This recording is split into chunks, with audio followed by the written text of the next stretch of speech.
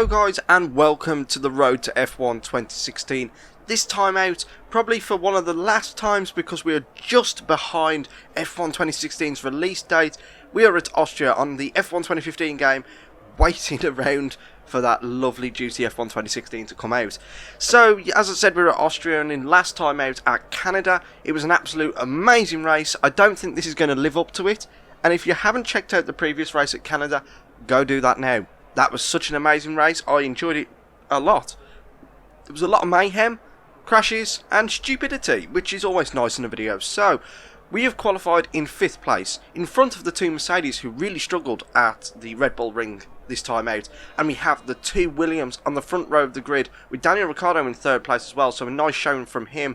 So, I don't know what we're going to do here. Apparently we're going to do a one-stop race, stopping around about lap 7 or lap 8, and then going to the race finish. However, Austria has really bad tyre wear, and this car doesn't handle that very well. So let's wait for the 5 lights to go out and find out how this race is going to go. And we're off, changing up into 2nd quite early. Now we're into 3rd, 4th, 5th, and we've got a Red Bull down the inside, and then we have Rosberg doing a humongous dive and tagging Raikkonen. We go around the outside of Rosberg, and we are now back into our starting position of 5th place. We've lost a little bit of time to the front runners as we have Rosberg having a cheeky little look around our outside, and now we brake a little bit earlier than we needed to, just to find out where these tyres are at and find out how good we're doing at the moment. Now we move on to lap number 2. We've got Rosberg going down our inside.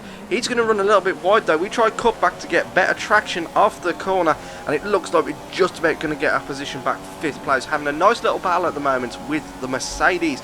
Now he's going to just dart left and right. Is he going to choose the outside? He brakes later than I do. We're going to try and take a tighter line as possible, almost tapping his rear tyre there and losing traction. And that has given Rosberg the place. We've dropped down to 6th place. So already at the moment it's not really going too well, but we still might be able to gain a few positions. We might be able to keep up with Rosberg. You never know. Then we move on to lap number 4, and you can tell that is totally untrue as we have Hamilton go down our inside, and now we've got a Ferrari trying to dive down our outside. We're going to try the cutback once more, which has worked once before on a Mercedes, and it's worked again. So, happy days. But, however, we have Hamilton once again darting left and right. Which way is he going to choose? He's going to go down our outside, I believe.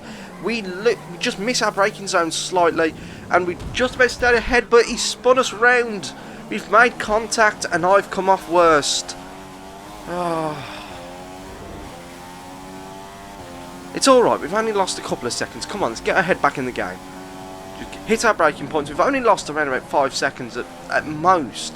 So, that can't be too bad. So, we have a look at replay here. So, you can see Hamilton darting left and right. He decides to go down the outside. We miss our braking points slightly. We just overcooked it into the braking zone. Hamilton decides to come back on track, taps our rear wheel, and then we go for a spin. That's basically what happens. It does happen. This car on these cars, the rear end is just so light. It just likes to spin around with any kind of contact, really. So we move on to lap number 5. We've got Kvyat trying to go down our inside. No, Kvyat's in front of us. It's the Maldonado. How did I make that mistake? Maldonado, Kvyat, Maldonado. Drive 2 different cars and 2 different nationalities. I don't know, but we've been overtaken by a Lotus.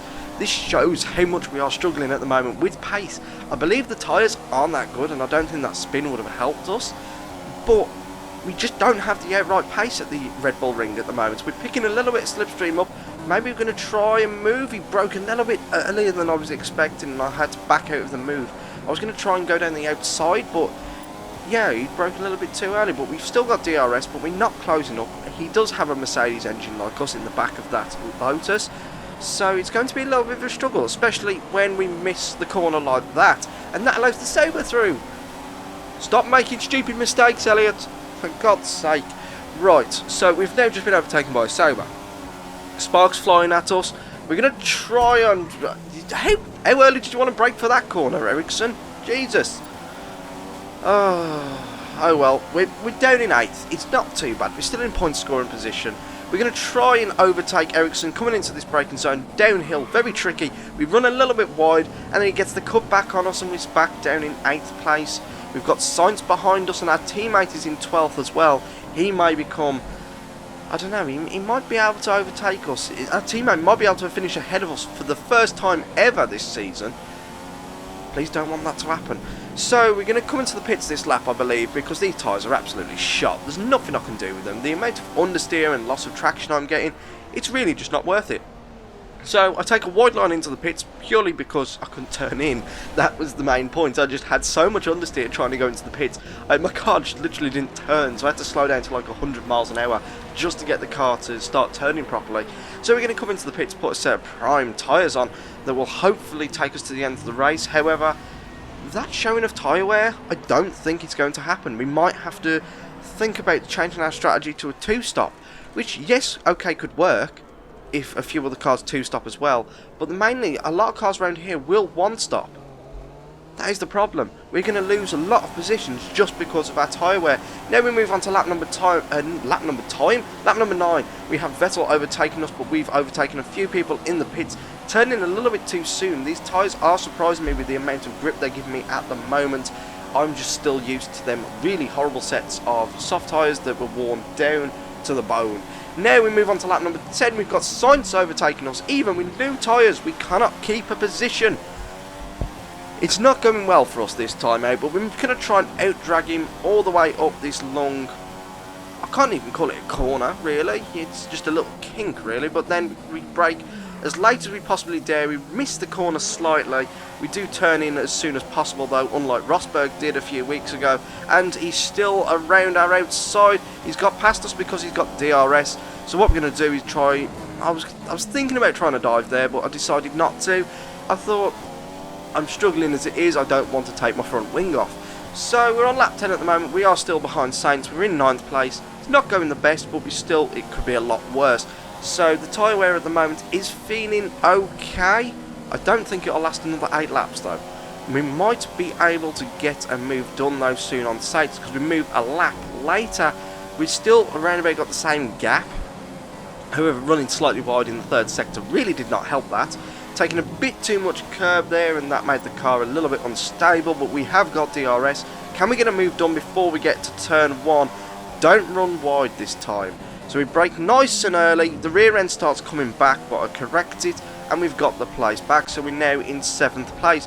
But now we move a couple laps later. It's time to come into the pits again, because these tyres, yes, they were still feeling okay. There was only a tiny bit of tyre wear, but it was enough to make me think that I wasn't going to last till lap number 18. So I think it's around about lap number 13 at the moment. We're coming into the pits, putting on a set of soft tyres. That gives us 5 laps to just go ham, just to go hammer time, to pedal to the metal, full throttle monkey, I don't know, you know what I mean. We are going to drive as fast as possible and hopefully make some of these positions up that we've lost, because we've gone all the way down to 17th place, and there is Sainz. Looks like Sainz has had to two-stop as well, so there is a couple of people that have struggled with tyre wear like me, and now we're going to try and overtake him into this heavy braking zone. On fresh rubber, we should be able to get the move done, and we do, so we move back into 16th place. Why am I saying that as like it's a celebratory thing?